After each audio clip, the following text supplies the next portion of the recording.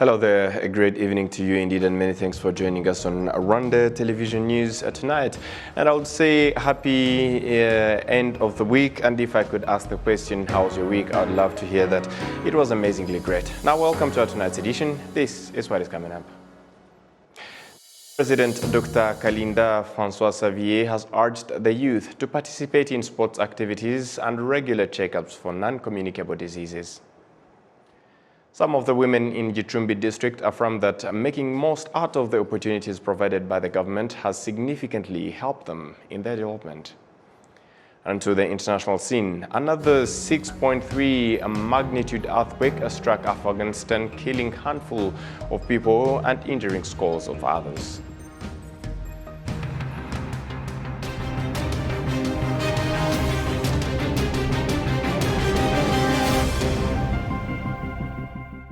It's my great pleasure having your company tonight. A great evening to you once again, and welcome to Rwanda Television News. As we kick it off, top of our edition, Senate President Dr.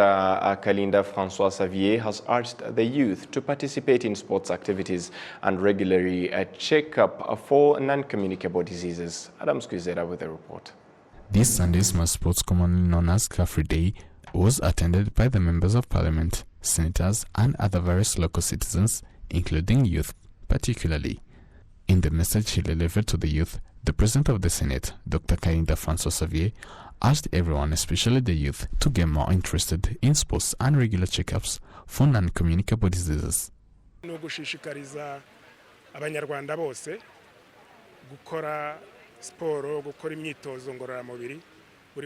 We urge all Rwandans to practice sports activities, plus participating in various health checkups, hence to know their current status on non-communicable diseases, which are the biggest threats nowadays. By the time you are aware of your status, it helps you to know how to treat yourself, but not forgetting doing sports activities as one of the major important things in our lives.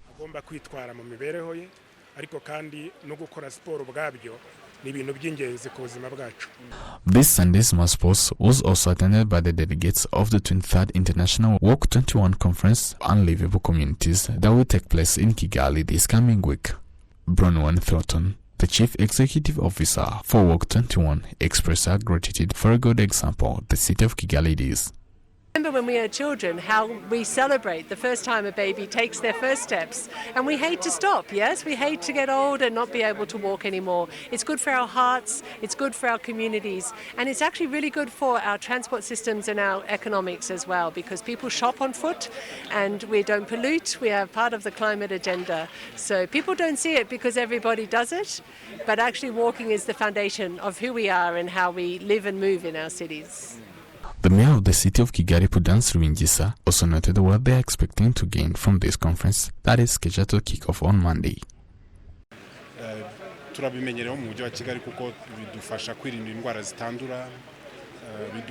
For us in Kigali City, we are used with that, since it helps us to also protect ourselves from non-communicable diseases and reducing gas emissions from cars. In addition to that, we will also have various discussions with the researchers who can help us to distinguish more solutions on how we can improve the development of a healthy city.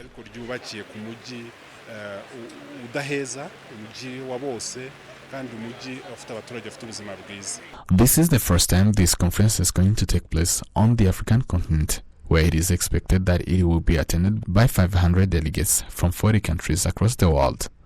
Some of the factors that were based to set this conference in Kigali, Rwanda, includes the efforts that was made into developing infrastructure that favors pedestrians.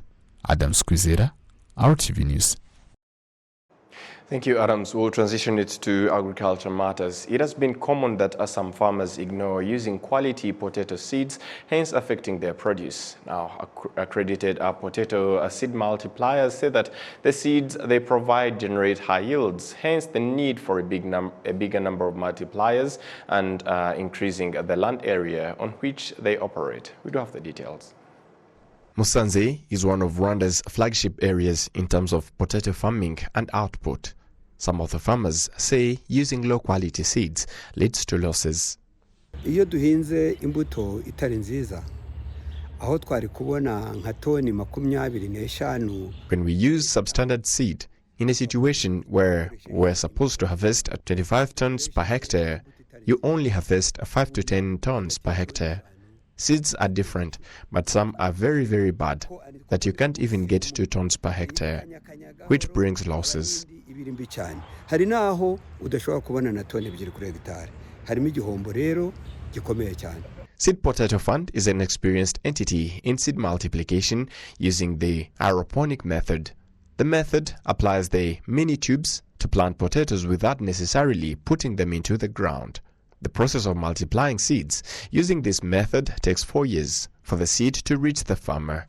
Ariko aha kugira ngo urubuto turubone rumara amezi agera kurane kuva turuhinze hano kuri. To get the final seed to distribute to the farmer, it takes about 4 months when using this method, where we store the seed for another 4 months for the Kinigi seeds, making a total of 8 months. The next step is taking the seed to the farm for another 4 months and then bringing it back to us to keep it for another 4 months. And that's 16 months to get the pre-basic seed. And then to get the certified seed type 1, the seed spends 8 months in a farm, which is 4 months in the farm and another 4 months in our storage. And from there, we get the certified seed type 2.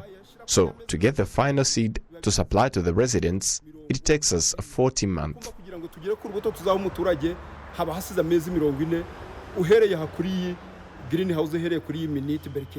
The long duration of coming up with the final potato seed makes the multipliers few. However, some private multipliers like Isaac Zabadinda have taken an initiative to multiply potato seeds for better produce.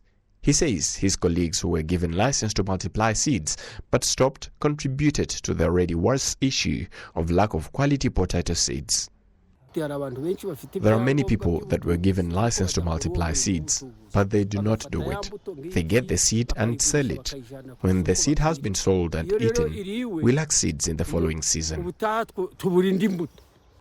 Climate change has been one of the hindrances of seed multiplication, as well as lessening the produce in general. The Minister of Agriculture noted that the country has put in place several measures to address the issue. 85% of the farmers use substandard potato seeds, hence reducing the output per hectare. We have stepped up to address the issue of potato seeds so that an area that used to yield 8 tons per hectare can yield 30 tons per hectare. SPF Ichijega is the largest seed multiplier in the country, providing 800,000 seeds per quarter. The company multiplies various seed types including Jikungu, Chirundo, Chiniji and others.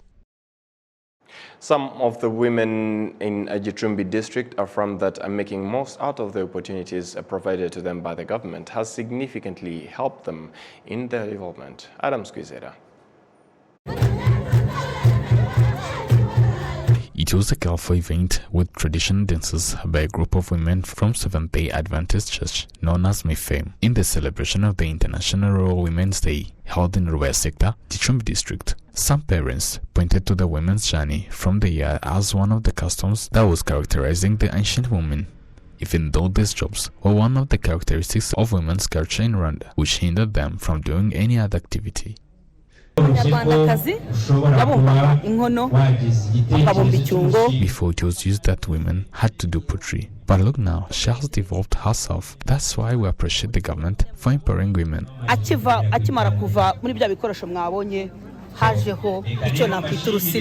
journey of women's development, especially in the rural areas, is said to have started after the government put efforts to end the gender inequality. Dr. Maria Valentin, the Minister of Gender and Family Promotion, noted that there are many things that the government continues to put into the development of rural women, including connecting them with microfinance institutions. Imbogamizi rero zigihari ni ukukangurira abagore no kubasobanurira akamaro kabyo kuko byagiye binagaragara ko hariho nabizigamira mu bimwe. There are some changes which they are still facing, but what we do is to always emphasize women and demonstrate its benefits. since there are sometimes it was found that there are some women who fear to connect themselves to microfinance institutions. That's why we have to provide them various trainings regarding to capacity building, hence bearing in mind on how to use effectively the loans and on how they can gain from it. That is our responsibility, because the fund is available. But what is needed most is to first train them how they can use those funds. kumenya uko azayikoresha umunsi yayifashe n'ikizamumarira mu bijyanye no kwibyaza inyungu. The International Women's Day is celebrated across the world every year on 15th October, whereas this day was approved at the International Women's Conference held in Beijing, China in 1995. In Rwanda, this day began to be celebrated in 1997. Adam Squizera, RTV News. Still on this day, the women in Rutsiro district attribute their success to the unwavering government support. Adam Squizera continues. Nakawani Alver, she's one of the women who used to be assisted by the government through VUP. But today, starting with 200,000 from VUP loan, which assisted her to start up a small brick burning project. I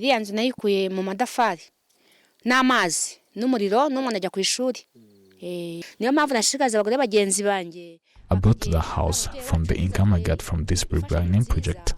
As you even saw that, here I have water and electricity. And now I'm even eligible to pay school fees. That is why I once again urge my fellow women to also take that credit. Furaha and Mali turned her attention to Terlink in the center of Gisisa, where she works. She affirms that her activities have improved her well-being significantly.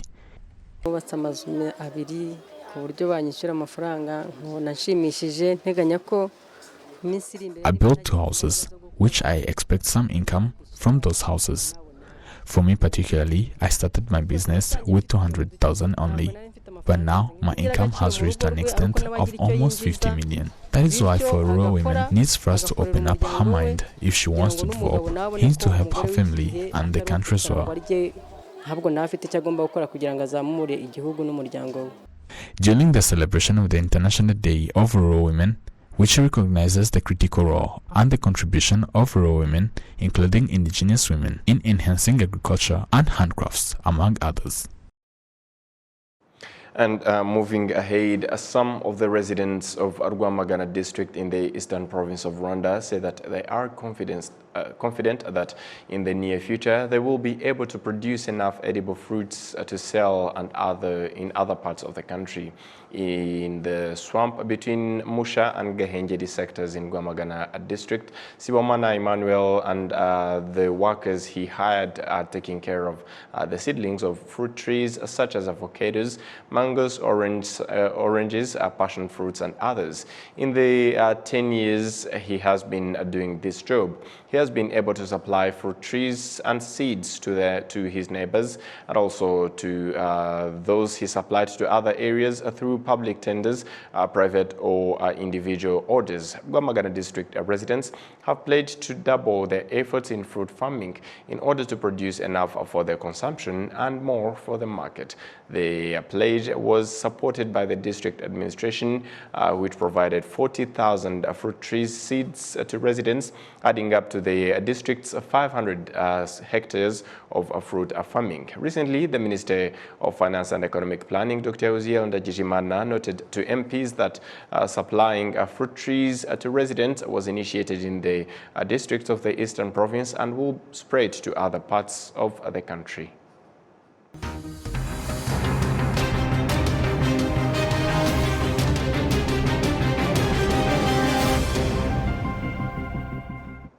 And on behalf of the entire news production, as well as the technical team, many thanks for being with us on this edition of Rwanda Television News. We wish you a great evening and a fruitful week ahead. Goodbye.